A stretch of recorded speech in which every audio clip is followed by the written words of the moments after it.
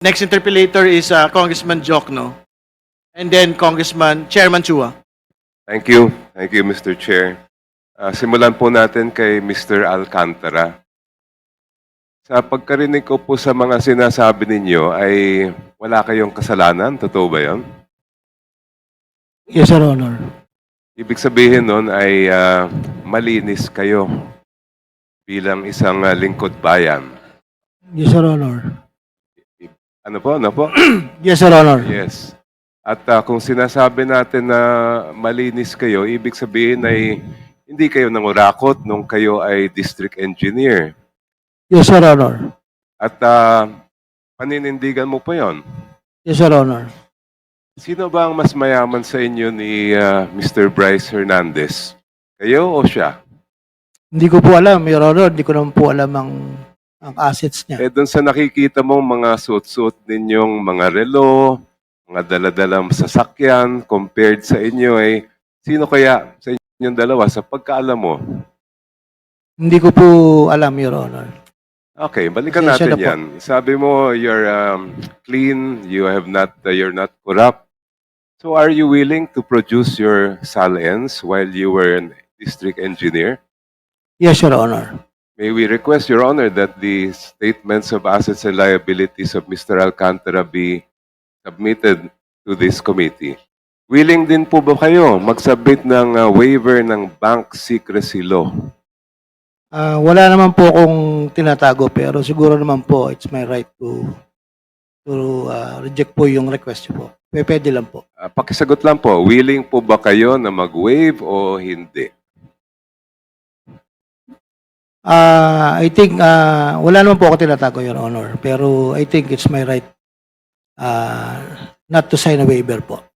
So you're saying that you are not willing to sign a waiver of the bank secrecy law? Yes, Your Honor. All right. Sabi mo nga rin kanina, wala ka naman na tinatago. Are you willing also to sign a waiver of the cell phone records that are in the possession of the telco? Ano bang telco ang ginagamit ninyong kumpanya? Ito po, I think Globe po yata ito. Globe. Ilan po ang cellphone ninyo? Dalawa po, Your Honor. Dalawa, pareho po siyang Globe. Hindi ko lang po matandaan yung isa po kung smart or ano. Hindi ko lang po Ay, ma-recall. okay. Okay ba sa inyo na mag-sign kayo ng waiver na pwedeng tingnan ng komite yung mga nasa text message at yung mga ibang nilalaman ng inyong telco kung wala naman kayong tinatago? Your Honor, can I ask my lawyer about it? Sure. Your Honor. Thank you po.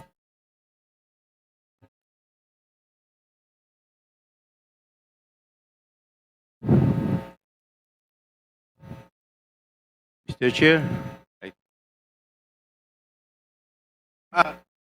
Chairman Chua, please.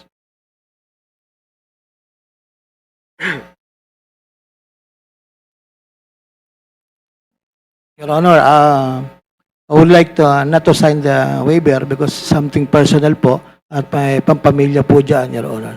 Thank you po. So Sorry po. ayaw nyo mag-waive ng bank secrecy, ayaw nyo rin mag-waive ng inyong records sa telco. Okay lang naman po yan.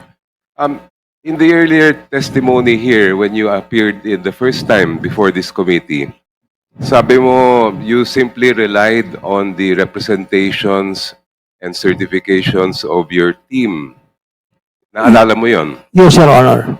Sino-sino yung mga sinasabi niyong nasa team ninyo na nirely po daw ninyo? I think project engineer,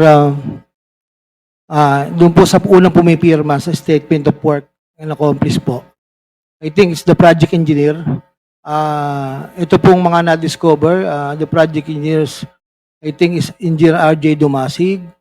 The implementing section po is Engineer J.P. Mendoza. And then, kasunod po nun yung ADE and then ako po. Then when it comes naman po sa payment, it's the accountant who will sign and review before po yung dokumento ay dumating sa akin. Once signed po na accountant, I'll be signing in po, Your Honor. Ano po pangalan ng accountant? Juanito Mendoza po. Tapos may nabanggit kayong RD. Ano pong pangalan? Ay, RD? Sorry po, JP Mendoza po. Siya po ang implementing section. May I Siya po ang know, pumipirma po sa voucher. Bago po ang accountant, saka bago po ako. so ilan sila lahat?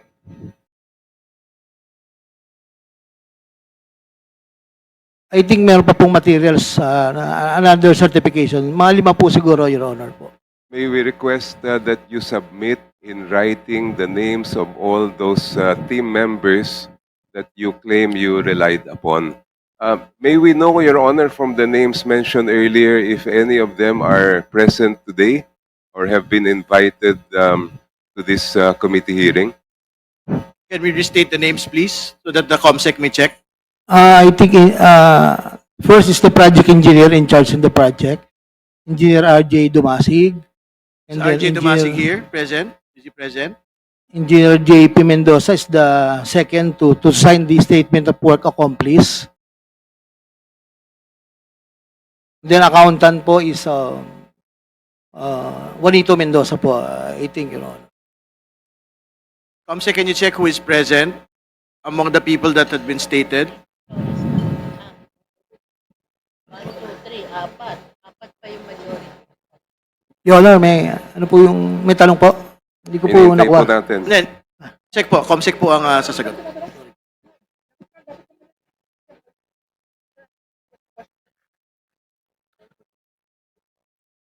Can you check if the persons mentioned are present, aside from Engineer Bryce, Engineer JP, the other persons mentioned? Can I, sir? RJ Dumasig, is he here? Mr. Chair, RJ is here. Who else? There's one more person I think that has been mentioned. sir, we will just read the names.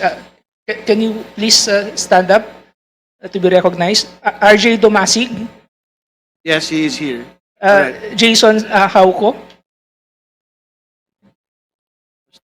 Romeo Francisco, Romeo Francisco. All right, they're all present. Congressman Jokno. Your Honor, can I add po lang po? Tungkol lang po sa person. Pagpa-final payment po kasi, may inspectorate team pong involved doon sa... Sila po yung nagpa-final inspection. I just want to add lang po, Your Honor. May we ask, Your Honor, those names mentioned who are present to take a seat? I have a few questions for them. The mentioned resource persons are directed to go to the table, and that COMSEC is directed to administer the oath. Mr. Chair, just Congressman a short, Marcoleta, yes. just a short interjection. Since tinanong po ni Kong Chel kung sino po yung mas mayaman sa dalawa, yung DE or yung ADE, probably we can also direct the same instructions to the ADE. Yung ano po, yung mga waivers po na hinihingi ni Kong Chel ay maaari pong i-direct sa ating ADE. Total sila po ay nasa isang district engineering office lamang. And also with the manifestation na kung si ADE po ang naitalaga para maghanda po ng mga cash, hindi po kaya kasama rin siya sa for the boys. Hindi po kaya siya liable din dito. Mr. Dahil Chair, sinabi po niya kanina, may mga titles na binanggit for Senator Jinggoy and for Senator Joel Villanueva. Baka lingid po sa kaalaman ng mga manonood natin na mga titles po na yan, yung mga flood control mitigation ay nanggagaling mismo sa district engineering offices. Yun lamang po. Salamat po. Thank you. just Okay, a manifestation, we Mr. note, Chair. I manifestation. intend to propound similar questions Yes. to the others. Where the mentioned resource persons, we have to administer the oath to them. COMSEC is directed to do it. may we request Mr. Domasig, Jason Hauco, and Romeo Francisco to please approach. Please stand up and raise your right hands. Mr. Chair, good afternoon po. On the first hearing po, nag-attend na po kayo. I already administered po my oath. Okay, thank you. Do you solemnly swear to tell the truth, the whole truth, and nothing but the truth before this committee? Oath has been administered, Your Honor. All right, the answer in the affirmative. Congressman Jokno, please proceed. Thank you, Mr. Chair. Isa lang po ang tanong ko sa inyong tatlo. Nabanggit kanina ni Mr. Alcantara na kayo daw may kasalanan at wala naman daw siyang ginawang mga pagkakamali. He Mr. said he Chair. relied on your representations. Mr. Chair, good May morning. I ask you to respond to his statement? Good afternoon po, Mr. Chair. Actually po, hindi po ako nabanggit ni Mr. Alcantara. I was recently designated po as OIC District Engineer August 11 po. Your name, please. Engineer Jason Hauco po. All right. Thank I you. was not even mentioned po by the Henry Alcantara po. Hindi Thank po you. ako kasama dun sa inspectorate team, Your Honor. Thank you po.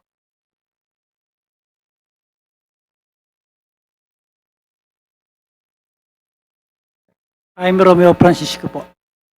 Your Honor. Narinig po ninyo yung tanong ko.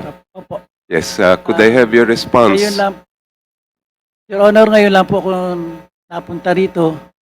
Hindi po ako nababanggit doon sa mga nauna mga pagdinig. Ngayon lang po ako napunta rito. Kayo po si Mr. Dumasig. Hindi po. Ako po si Engineer Romeo Francisco. Earlier, ang sabi ni Mr. Alcant, if I get you right, you were relying on the representations and certifications of your team. And then I asked you, sino ba yung team na yon? And you mentioned the names of these persons sitting beside you. Tama ba yon? RJ Dumasig po, I mentioned RJ Dumasig, Engineer JP Mendoza, Assistant D. Bryce, used to be my assistant. And then when it comes to payment po, it's the accountant. Pag final payment po, there is inspectorate team to check the project po. Yun po. So yung nandito lang po ay si Mr. Dumasig. Wala po si accountant. I think, yes po, na-bypass po siya. Same question, sir, to you. What do you say to the allegations of Mr. Alcantara that it's your fault that the certifications were relied upon by him? Yes po, Mr. Chair. Good afternoon po. Ako po yung naka-assign na project engineer dito po sa na-issue na Ghost Project. Dito po sa PL Baliwag. Actually, Mr. Chair, ito po, parang pinilit po kasi ako, hindi po parang, pinilit po ako na pirmahan tong Statement of Work Accomplishment nung hepe ko po. So bilang empleyado po nila, sumunod lang po ako sa utos nila. Sabi po nila sa akin, sila na daw po ang bahala doon sa specific project po na yun, Mr. Chair. Sino yung nababanggit niyong hepe?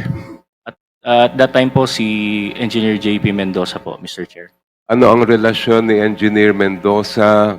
Sino ang hepe ni Engineer Mendoza? Siya po yung construction chief namin. And who does he report to?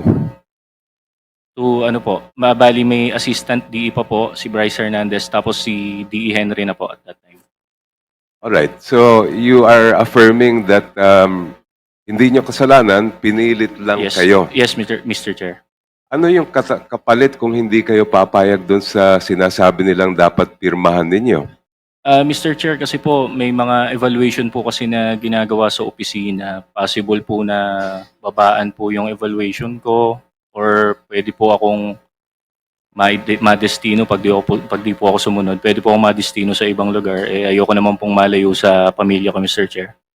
Thank you, Thank you, sir. Mr. Chair. Kay Mr. Bryce Hernandez, kayo po Yes, ba Your ay tanong ko din sa inyo, sino bang mas mayaman sa inyo ni Mr. Alcantara? Kayo po ba o siya? Hindi ko po alam kasi hindi ko rin naman po alam yung resources po ng aking boss. Yun po. Your Honor. Alright. Kayo ba willing na mag-submit ng inyong statement of assets, liabilities at net worth Yes dito po, Your sa Honor. committee? Are you also willing to waive the bank secrecy laws para malaman natin kung totoo yung mga binabanggit ninyo? Yes po. Thank you. And nabanggit nyo kanina na kumokontak sa inyo si Sally Santos. Apo. Paano Actually, siya- ako po ang kumokontak sa kanya. Kayo ang kumokontak Yes kay po. Sally. Paano kayo nag-uusap? Nagpa-follow up po ng koleksyon. Anong ginagamit nyo? Cellphone? Paano ba? Ano po? Iba po, minsan po phone, dati po messenger, minsan yun po eh. Alin lang po doon sa dalawa, minsan Viber po. Yun po ang means of communication namin. So, nasa inyong cellphone pa yung mga communications ninyo ni Ma'am Sally. Yung messenger ko po naka-off na po, wala na po kasi akong Facebook kasi po dahil po doon sa mga nangyayari na to, ano na lang po ako, nagdesisyon po akong alisin po yung Facebook ko po, Your Honor. Yung Viber, Viber, meron po. nasa inyong phone pa. Ano po yun? Your Honor? Nasa cellphone na pa rin po ninyo yung mga communications ninyo na yan Yes na po. nasa Viber. Ang pagkakaalam ko po, meron din po, Your Honor. Would you be willing to submit those to the committee so that we can test if your testimony is sufficiently corroborated? Okay lang po bang tanungin ko sa attorney ko, Your Honor? Opo.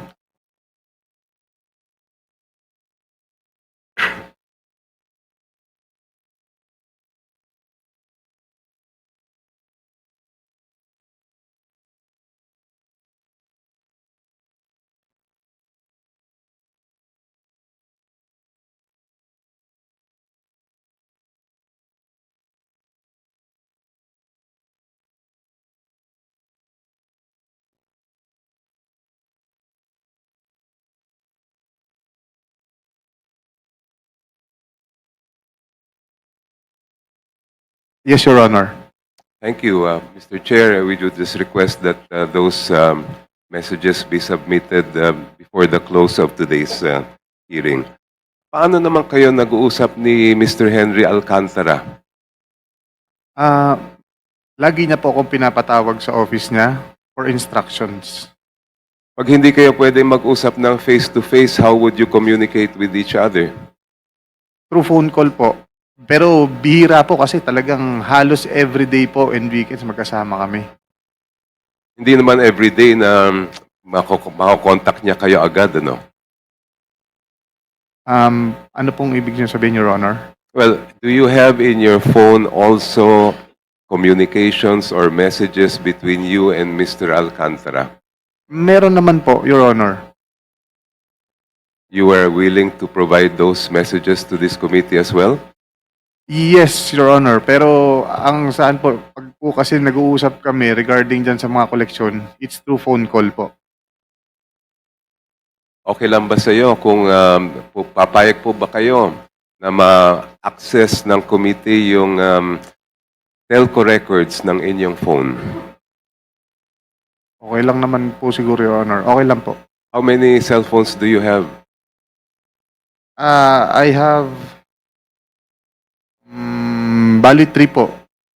Pero yung third po, sa ano ko lang po kasi ginagamit yun. Pang-contact po sa mga kaibigan ko lang, saka sa asawa ko. Ano po ang mga service provider ng mga phone ninyo? May Globe po ako, saka may Smart po. Yung isa, hindi ko po alam eh. Thank you, thank you. Mr. Diskaya, where were you born? Kulase Antique po. Saan kayo nag-aral ng elementary?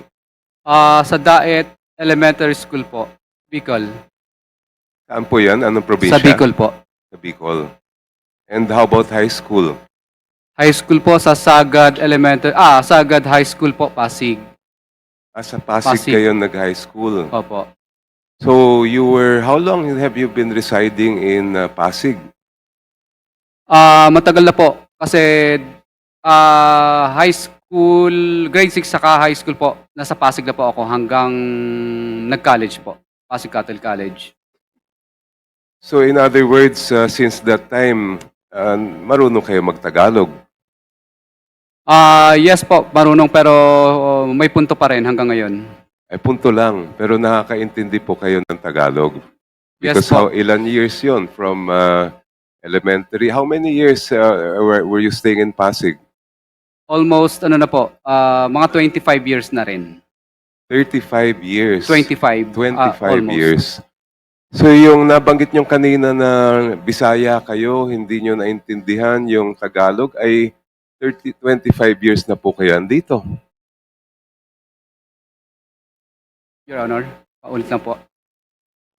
How would you respond to the question that you claimed earlier you could not understand a phrase in your statement, yung affidavit ninyo, dahil po Bisaya kayo? Samantalang inaamin nyo ngayon 25 years na kayong nakatira dito sa Pasig?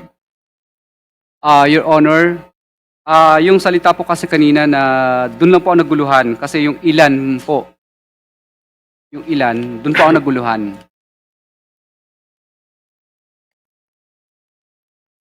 Meron din po kayong nabanggit in your statement. I quote, kadalasan po ang natitira na lang sa amin pag minalas-malas, lugi.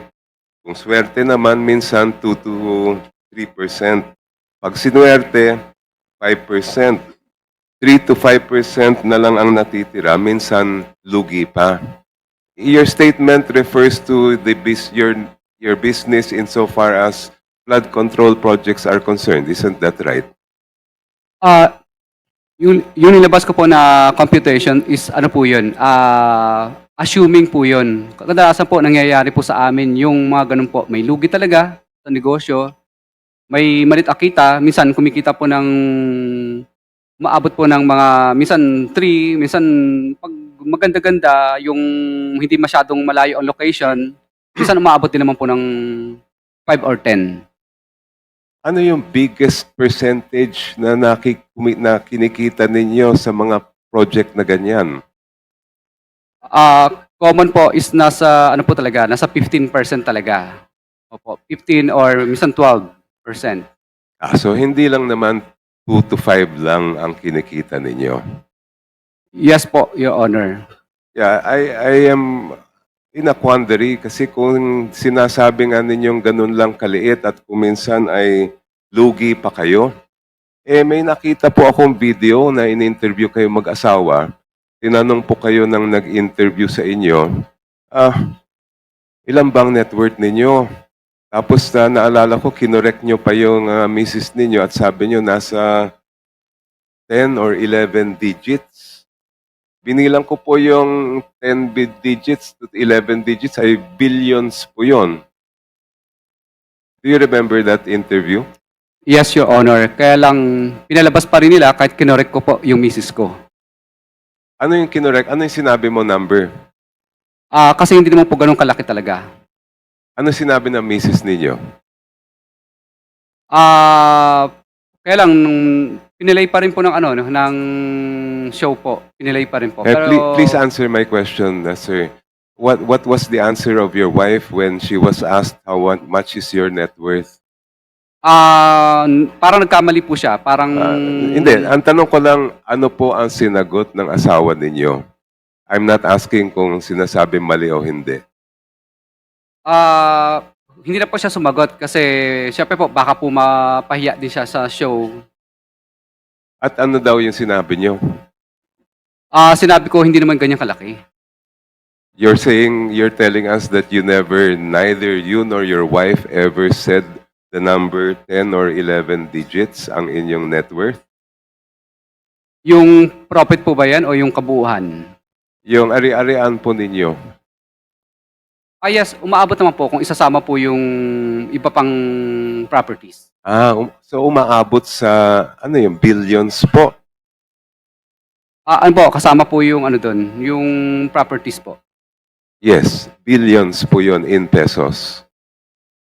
So how do you reconcile the fact that you're telling us in your affidavit 2 to 5% lang ang kinikita ninyo, kuminsan lugi pa, pero ang inyong ari-arian ay umaabot na sa bilyones na pesos? Your Honor, 23 years po naming pinagsama-sama pong income po yun. Hindi po siya nangyari po ng year lang po na yun. Mahabang panahon po, 23 years po, Your Honor. Ngayon, nagsimula po kayo mag-flood control projects sa 2016. Tama po ba yun? Your Honor, hindi po. Nagkaroon na po kami ng paunti-unting yung flood control. Panahon pa po ng President Gloria Arroyo pa po. Saka panahon pa po ni President Pinoy po. Paunti-unti.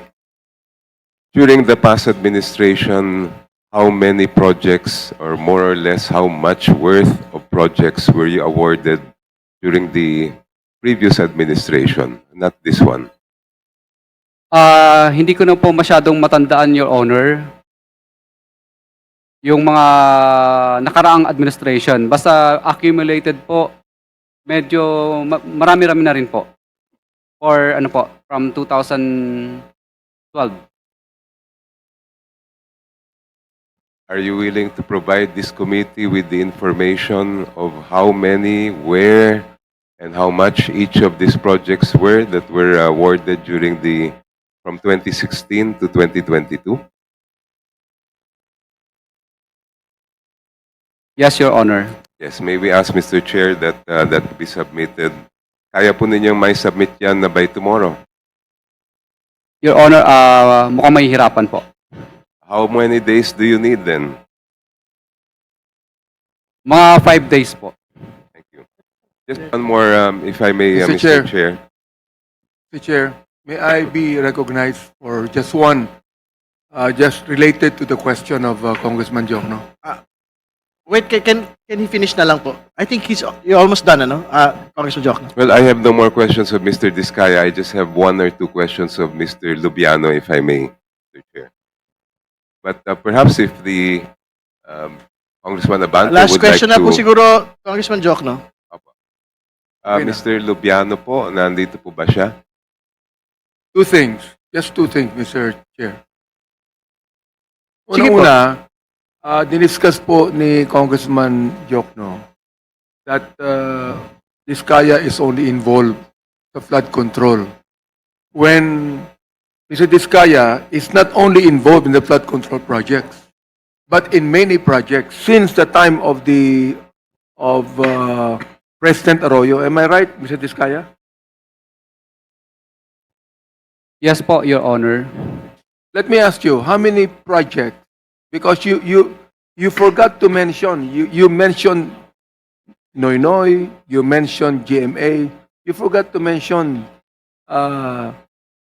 Duterte during the time of Duterte, which ikaw din ay contractor. Am I right?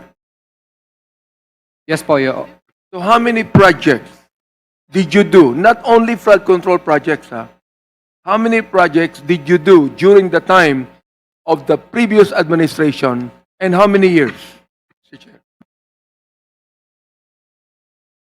Your Honor, okay lang po ba? I-calculate ko po yung mga documents po nung list ng mga projects. Hindi ko po masyadong ma-identify sa ngayon lahat. Sige po, we will confront you with the documents in due time. Thank you. Yeah, Mr. Chair, you could be able to produce to us and give to us the documents, but we just would like to find out, by estimate, how many projects, because we have been talking about, we are only focused on 2022. We would like to find out, as Mr. Diskaya has admitted, Mr. Chair, that he has been a contractor since the time of President Arroyo, President Noynoy Aquino, and of course, the former administration. So by estimate, Mr. Chair, I'd like to ask Mr. Diskaya, how many projects did you have during the time of the previous administration, and how many years and how much with the project? Previous administration po, hindi po siya ganun karami. Hindi po ganun karami. Sabihin mo sa amin kung magkano. Actually, parang umaabot lang po yata ng estimated ko parang ano po, siguro, baka siguro po, umaabot po siguro mga 2+ billion po yata. 2 billion. I was told that you were the number one contractor in the previous administration. Yung data po, Your Honor, na nasa PCIJ, hindi po confirm po yun. Hindi po, parang pinagsama po yung panahon po ng previous administration ni Pinoy po. Ipapaalala ko sa iyo, Mr. Chair, under oath ka pa rin, ha? All right. Now, we were told that you were the number one contractor during that time. Do you admit that or not? You said you have 2 billion. 2 billion flood control projects. How about the other projects you had? Your Honor, basta accumulation po. Kaya po naging number one po nung panahon na yun. Accumulation po yun nung mga yung mga ano po, previous administration po ng Well, you better Pinoy submit Hindi administration. yan totoo. Hindi yan totoo. Accumulation, edi ipa-plus mo lang yung 2010 to 2016 plus 2016 to 2022. Hindi ba? Ang pinag-usapan dito 2016 to 2022 eh. Oo. Magkaibang total yun eh. Sa dami mo ng pera, hindi ka marunong mag-arithmetic. Pwede ba yun? Huwag niyo kaming pinaglololoko dito ah. Mr. Diskaya. Mr. Diskaya, Okay, anyway. nakikinig po ba kayo? Sige po, we will confront Ang him. dami niyong sasakyan. Pinagmamalaki niyo mga sasakyan niyo. Okay. Sasabihin mo sa akin from 2016 to 2022, 2 billion lang ang project nyo and that is only flood control projects? How about the other projects you had? Sige po. Your Honor, Excuse me, okay lang po excuse me. ba na Excuse me. magkaroon po muna ako ng para sigurado po ako sa data ko? Sige po. No, we will confront you with the data in due time, Mr. Diskaya. Sige po. Alright. Last few questions na lang po, Congressman Jokno, so we can proceed na po Yes, to the next topic, please. Thank you, Mr. Chair. Mr. Lubiano, good afternoon. Mr. Chair, Your Honor, good afternoon. I just have one or two questions for you. In the last hearing, you admitted that during the period of 2022 up to 2024, there were 83 flood control projects awarded to your company. Yes po. And of those, there were about 53 projects in Sorsogon. Tama po yun, ano? Naalala niyo yun? Hearing, yes po. Kasi po taga dun po ako. Yes. Prior to 2022, before 2022, how many projects were similar projects of flood control or other government infrastructure were awarded to your company?